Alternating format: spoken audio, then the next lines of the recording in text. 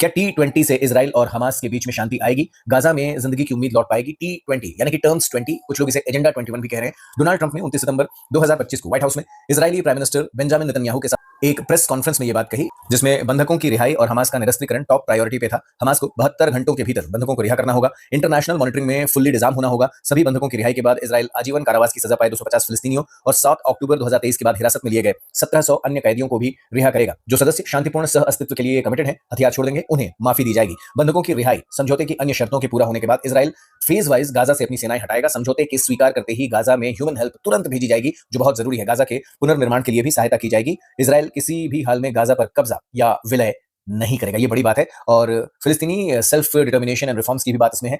एक Palestine authority बनाई जाएगी।